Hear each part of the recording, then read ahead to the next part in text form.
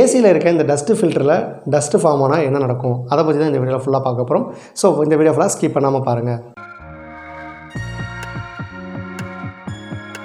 Hello friends, welcome to Tamil computers. இன்றைக்கி நான் உங்களுக்கான ஒரு சூப்பரான வீடியோவில் தான் வந்திருக்கேன். என்ன வீடியோ அப்படின்னு சொல்லி கேட்டிங்கன்னா, நம்ம ஏசியில் இருக்கிற அந்த டஸ்ட்டு ஃபில்டர் வந்து எப்படி வந்து யூஸ் ஆகுது, அதில் ஒன்ஸ் வந்து டஸ்ட்டு ஃபார்ம் ஆகிட்டா என்னென்ன பிரச்சனைலாம் வரும் அதை பற்றி தான் இந்த வீடியோவில் ஃபுல்லாக பார்க்க போகிறோம். ஸோ இந்த வீடியோக்குள்ளே போகிறதுக்கு முன்னாடி நம்ம சேனலுக்கு நீங்கள் புதுசாக இருந்தீங்கன்னா நம்ம சேனலை மறக்காமல் சப்ஸ்கிரைப் பண்ணிக்கோங்க. இந்த வீடியோ உங்களுக்கு பிடிச்சிருந்தா ஒரு லைக் கொடுத்துருங்க. நீங்கள் கொடுக்குற ஒவ்வொரு லைக்கும் நான் அடுத்தடுத்து வீடியோ மேக் பண்ணுறதுக்கு எனக்கு பூஸ்டப்பாக இருக்கும்.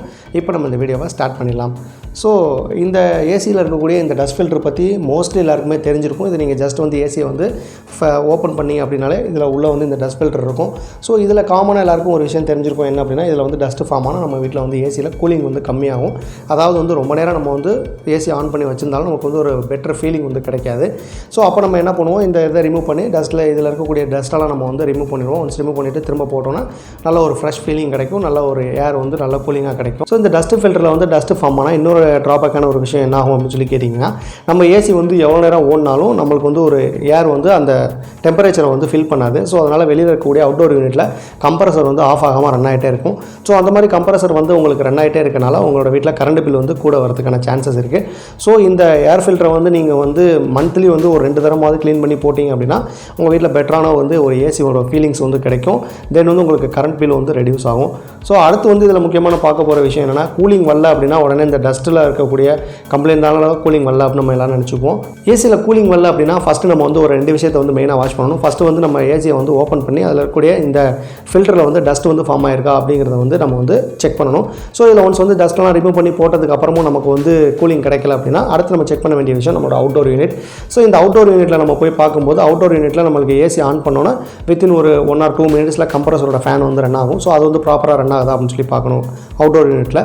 ஸோ அஸ் வெல் அஸ் நீங்கள் கம்ப்ரஸர் ஆன் ஆகிடுச்சு அப்படின்னா வித்தின் ஒரு 1 மினிட்குள்ளே உங்களோட ஏசி அவுட்டோர் யூனிட்டில் ஒரு 2 நட்டு மாதிரி இருக்கும். ஸோ அவுட்டோர் யூனிட்டில் அதை நீங்கள் செக் பண்ணிங்கன்னா அதிலேருந்து தான் 2 காப்பர் காயிலோட ஒயர் எடுத்துகிட்டு வந்துட்டு இன்டோர் யூனிட்டுக்கு கொண்டு வருவாங்க. ஸோ அந்த அவுட்டோர் யூனிட்டில் இருக்கக்கூடிய அந்த சக்ஷன் யூனிட்டில் வந்து ஐஸ் ஃபார்ம் ஆகுதா அப்படிங்கிறத ஃபஸ்ட்டு வந்து நம்ம செக் பண்ணணும். ஸோ உங்களோட அவுட்டோர் யூனிட்டில் ஐஸ் ஃபார்ம் ஆகுது அப்படின்னா நீங்கள் இமீடியட்டாக வந்து ஒரு டெக்னீஷியனை கூப்பிட்றது நல்லது. ஏன் அப்படின்னா உங்களோட அவுட்டோர் யூனிட்டில் கேஸ் லெவல் வந்து கம்மியாகும் போது தான் உங்களோட இன்டோர் யூனிட்லேயும் சரி அவுட்டோர் யூனிட்லேயுமே சரி ஐஸ் ஃபார்மேஷனுங்கிறது நடக்கும். அதனால் நம்மளோட கூலிங் வந்து ரொம்பவே கம்மியாக தான் கிடைக்கும். ஸோ ஐஸ் ஃபார்மேஷனை கவனிக்காமல் நம்ம வந்து ஏசியை ரன் பண்ணோம் அப்படின்னா ஏசியோட கம்ப்ரஸரோட லைஃபும் குறையும். தென் வந்து அந்த ஏசிக்கு உண்டான கரண்ட் பில்லும் அந்த மந்த் வந்து நமக்கு கூட வரும். ஸோ இமீடியட்டாக ஒரு டெக்னீஷியனை கூப்பிட்டு உங்களோட கேஸை வந்து ரீஃபில் பண்ணிக்கோங்க. ஸோ ஏசியில் இருக்கக்கூடிய அவுட்டோர் யூனிட்டில் இருக்க அந்த கம்ப்ரஸர் வந்து எப்படி டிசைன் பண்ணியிருப்பாங்க அப்படின்னா, நம்ம இன்டோர் யூனிட்டில் டெம்பரேச்சர் செட் பண்ணுவோம் இல்லையா, 24, 23 அந்த மாதிரி நம்ம செட் பண்ணுற டெம்பரேச்சருக்கு தகுந்த மாதிரி வெளியில் இருக்கக்கூடிய கம்ப்ரஸர் வந்து ரன் ஆகும். ஸோ ஒன்ஸ் வந்து அந்த டெம்பரேச்சரை வந்து ஃபில் பண்ணிடுச்சு ரூம்குள்ளே கொண்டு வந்துருச்சு அப்படின்னா வெளியில் இருக்கக்கூடிய அவுட்டோர் யூனிட் வந்து ஆஃப் ஆகிடும். ஜஸ்ட் நம்மளுக்கு வந்து இன்டோர் யூனிட்டில் இருக்கக்கூடிய ஃபேன் மட்டும் ரன் ஆகும். இதை நீங்கள் வந்து வாட்ச் பண்ணியிருப்பீங்க. டக்குன்னு வந்து உங்களோட கம்ப்ரஸர் வந்து செல்ஃப் கட் ஆஃப் ஆகிட்டு திரும்ப ஆன் ஆகும்போது உங்கள் வீட்டில் இருக்கக்கூடிய லைட்ஸ் இல்லைனா லேம்ப்ஸில் வந்து லைட்டாக வந்து ஒரு பிளிங்கிங் ஆகும். ஸோ இதை வச்சு நம்ம வந்து கம்ப்ரஸர் வந்து ஆன் ஆகுது அப்படிங்கிறத வச்சு கண்டுபிடிச்சிக்கலாம். ஸோ இந்த மாதிரி கம்ப்ரஸர் வந்து கட் ஆகாமலே ரன் ஆகிட்டு இருக்குது அப்படின்னா நம்மளோட கம்ப்ரஸரோட லைஃபும் வந்து குறையும். அஸ் வெல் அஸ் நம்ம வீட்டுக்கு கரண்ட் பில் வந்து கூட வரும். ஸோ இந்த டஸ்ட்டை நம்ம க்ளீன் பண்ணி போடும்போது அந்த கம்ப்ரஸர் வந்து சீக்கிரமே ரூமில் இருக்கக்கூடிய டெம்பரேச்சரை ஃபில் பண்ணிவிட்டு செல்ஃப் கட் ஆஃப் ஆக சான்சஸ் நிறையா இருக்குது. ஸோ இந்த மெத்தட் ட்ரை பண்ணி பாருங்கள். இந்த டீட்டெயில் ஆல்ரெடி உங்களுக்கு தெரியும் அப்படின்னா கீழே இருக்கக்கூடிய கமெண்ட் செக்ஷனில் சொல்லுங்கள், நான் பார்த்து தெரிஞ்சுக்கிறேன். அது மட்டும் இல்லை, இந்த விஷயம் நான் இப்போ தான் தெரிஞ்சுக்கிறேன் அப்படின்னாலும் கீழே இருக்கக்கூடிய கமெண்ட் செக்ஷனில் அதை மென்ஷன் பண்ணுங்கள். எனக்கு அடுத்தடுத்து இது போன்ற வீடியோஸ் மேக் பண்ணுறதுக்கு பெரிய ஒரு பூஸ்டப்பாக இருக்கும்.